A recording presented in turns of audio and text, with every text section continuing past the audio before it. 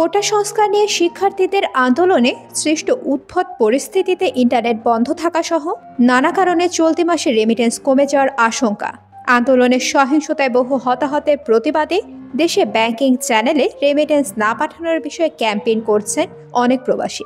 তাদের ক্যাম্পেইন যদি সফল হয় আর সরকার বা কেন্দ্রীয় ব্যাংক যদি এর বিপরীতে কার্যকর পদক্ষেপ নিতে না পারে, তাহলে রেমিটেন্স আহরণে বড় ধরনের ধাক্কা খেতে পারে বাংলাদেশ। রেমিটেন্সের নেতিবাচক প্রভাব দেশের বৈদেশিক মুদ্রার সঞ্চয় বা রিজার্ভের উপর চাপ তৈরি করবে। এ অবস্থায় বেশ দুশ্চিন্তায় পড়েছে সরকার।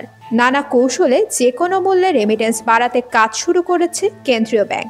নির্ধারিত রেটের চেয়ে বেশি দামে ডলার কিনতে মৌখিকভাবে নির্দেশ দিয়েছে বাংলাদেশ ব্যাংক।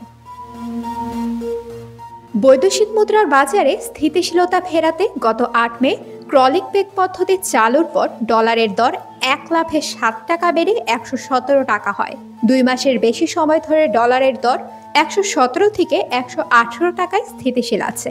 দাম বাড়ায় রেমিটেন্স প্রবাহ বাড়তে থাকে, কিন্তু ছন্দপতন হয় গত সপ্তাহে। কোটা সংস্কার ইস্যুতে শিক্ষার্থীদের আন্দোলনের কারণে গত সপ্তাহের ৬ দিনে অন্য সময়ের একদিনের সমান রেমিটেন্সও আসেনি।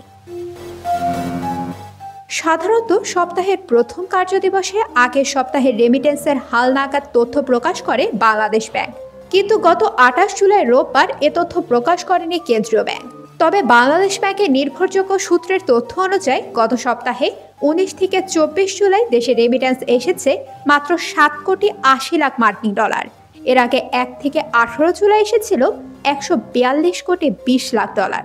অর্থাৎ চলতি মাসের প্রথম ১৮ দিনে প্রতিদিন করে প্রবাসী আয় এসেছিল ৭,৯০,০০,০০০ ডলার।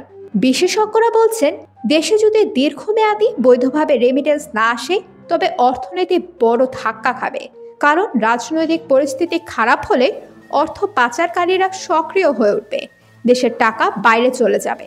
বিপরীত দিকে বিভিন্ন পন্থায় প্রবাসীরা অর্থ পাঠাবে, তার আত্মীয় স্বজন টাকা পাবে, কিন্তু দেশে ডলার আসবে না, যা বাংলাদেশের অর্থনীতির জন্য ভয়াবহ ফল বয়ে আনবে।